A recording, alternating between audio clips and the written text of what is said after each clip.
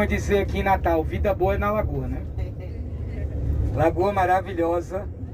Hoje é um dia que o lugar é melhor do que o outro. A gente está na praia, acha maravilhoso, né? Tem gente que diz, vamos sair daqui não, tá bom demais.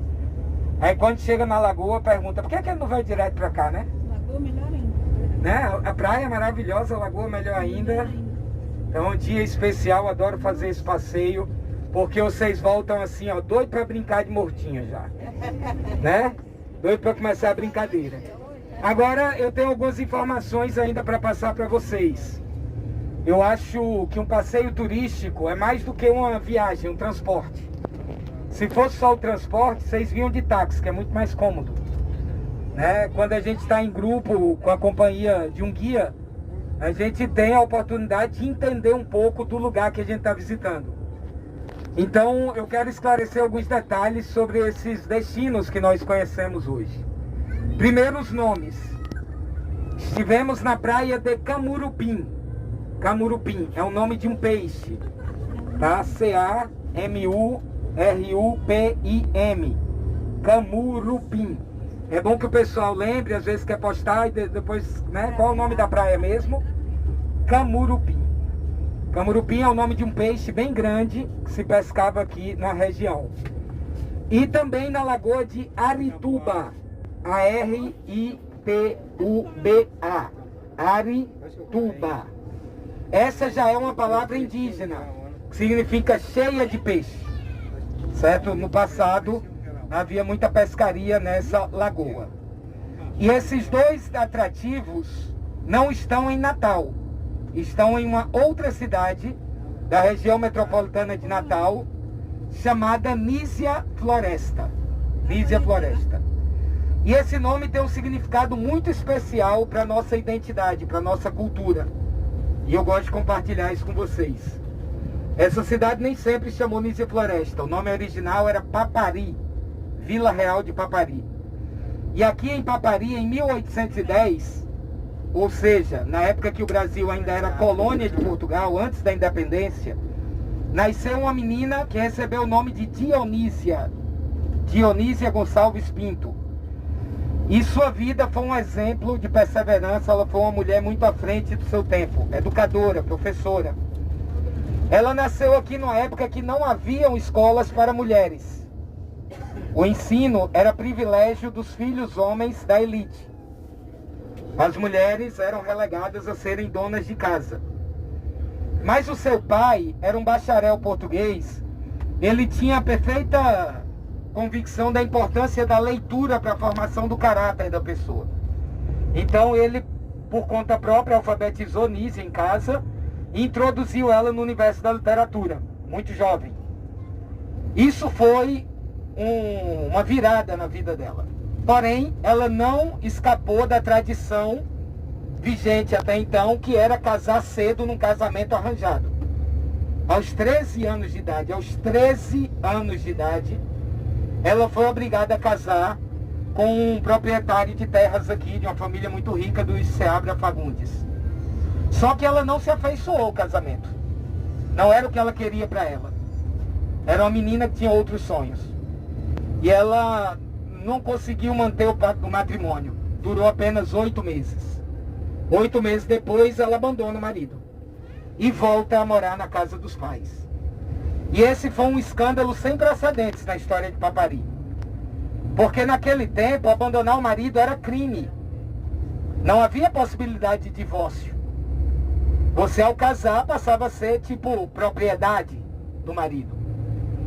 E a família acolher ela em casa foi considerada uma transgressão moral. Porque o que se esperava da família era que relegasse ela à sarjeta. Porque ela tinha abandonado seu compromisso com a igreja, com a sociedade, com o marido. Mas a família acolheu, era uma criança de 13 anos. E por isso a perseguição foi tão grande que eles tiveram que mudar. Foram para Olinda, que era uma cidade mais avançada, mais arejada. Era um centro econômico e cultural aqui do Nordeste. De uma certa maneira isso foi bom para Nísia, porque em Olinda ela pôde frequentar a escola, o convento das Carmelitas. Concluiu seus estudos e virou professora. Na faculdade, ela conhece um jovem por quem se apaixona de verdade, chamado Manuel Augusto.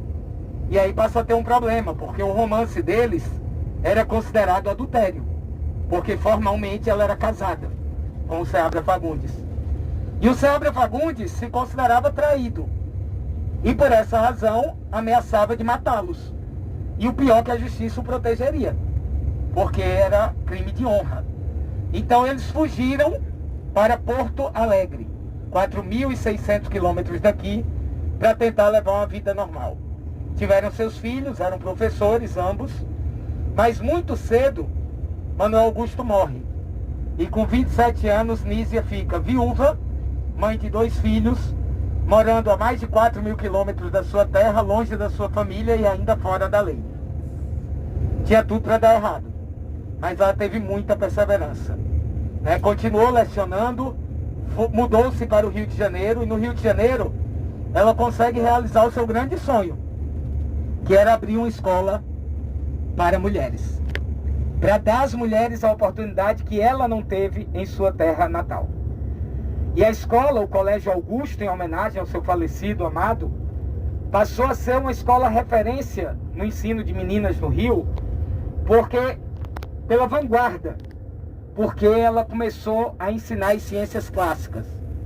Naquela época as mulheres, as poucas escolas que tinham para mulheres, ensinavam corte e costura, cuidado com crianças, economia doméstica. Era chamada educação da agulha, para formar boas esposas. Esse era o projeto pedagógico das mulheres. E Nísia disse: tudo bem, eu ensino tudo isso na minha escola, mas eu também vou ensinar latim, também vou ensinar geografia, também vou ensinar história. Tudo aquilo que os homens aprendem, as mulheres também podem aprender. E os críticos faziam críticas assim pesadas. Por exemplo, qual o propósito, perguntavam, de ensinar filosofia para uma mulher? É para ela questionar as decisões do marido?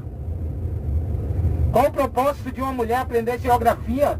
É para ela querer conhecer o mundo e abandonar sua família, como essa senhora fez? Então eram críticas pesadas que se fazia à escola, mas ela teve perseverança. Já estávamos ali no alvorecer de uma nova era no Brasil, já tinha se separado de Portugal, já havia demanda para pessoas terem uma educação mais clássica, e a escola prosperou. Até que a vida deu um golpe de sorte ou azar, vamos dizer assim. A sua filha, de quem ela era muito ligada, sofre um acidente de cavalo. E aí contrai uma espécie de edema pulmonar. E o médico passa uma receita, um tratamento que hoje é ridículo, mas naquela época era comum, mudança de ares. O médico disse: o ar de Paris é medicinal. Então você deve levar sua filha para Paris, que o ar de Paris vai tratar do pulmão dela. E ela foi para Paris, foi para a Europa, conheceu a Europa, estabeleceu-se em Paris, e ali ela vai ter contato com a nata intelectual europeia, com as ideias iluministas, positivistas, abolicionistas, e passa a ser uma crítica quanto mais da sociedade brasileira. Passa a escrever, e muito, contra a escravidão, contra a opressão, e pela república. Nós ainda vivíamos o tempo do Império Brasileiro. E na Europa ela escreve 16 livros. 16. O principal deles, Direito das Mulheres e Injustiça dos Homens. Por essa obra ela é considerada a segunda mulher no mundo a reivindicar a igualdade de direitos para homens e mulheres. Segunda mulher no mundo. Tem uma frase desse livro que é interessante. Ela diz assim: não há função alguma na ciência ou cargo nenhum na administração pública que uma mulher não seja tão naturalmente capaz de exercer quanto um homem. E essa ideia hoje é absolutamente aceitável, mas custou a paz de espírito de Nísia, que sempre foi vítima de perseguição porque pensava muito à frente do seu tempo. Ela morre em Paris em 1885, vítima de pneumonia.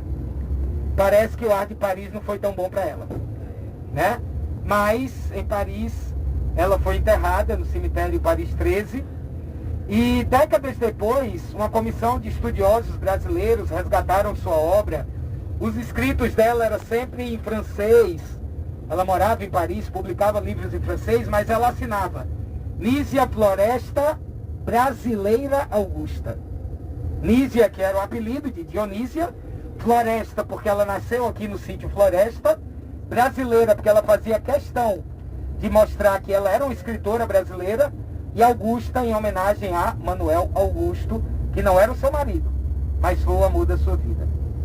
E aí encontraram, a comissão foi a Paris, encontrou o seu túmulo e conseguiu com o governo brasileiro autorização para trasladar o seu corpo para que ela pudesse repousar aqui na sua cidade natal. E em 1954, Papari recebe Nízia e a história se difunde na cidade. E essa história termina de uma maneira muito bonita. Porque a mesma cidade que um dia escorraçou sua família, porque não entendia que Nízia era uma mulher muito à frente do seu tempo, quase 100 anos depois, essa cidade se dobra ao legado de Nízia e lhe rende a maior das homenagens. Vila de Papari passa a se chamar Nízia Floresta. Tá? Então, a história de uma mulher que ousou pensar diferente e até hoje é uma referência para nós. É um farol que ilumina essa luta das mulheres pela igualdade de oportunidades em uma sociedade tão injusta, tão desigual como a sociedade brasileira. Ainda hoje, as mulheres recebem menos do que os homens em funções absolutamente iguais. Ainda hoje, o tratamento que a maioria das mulheres recebe em casa é diferente do tratamento que os homens recebem em casa. Ainda hoje, as mulheres são vítimas de violência dentro da sua própria casa, E pelo menos Nízia para nós é um espelho, de uma mulher que ousou pensar diferente e deixou aí uma história muito bonita. Então seria desonestidade da minha parte trazer vocês para esse lugar que tem uma lagoa tão linda. Na verdade tem 20 lagoas na região, tem praias maravilhosas, atrativos naturais exuberantes, mas cujo nome também tem um significado muito importante aqui para a nossa identidade, sobretudo das mulheres. Então, viva o legado de Nízia Floresta Brasileira Augusta, tá?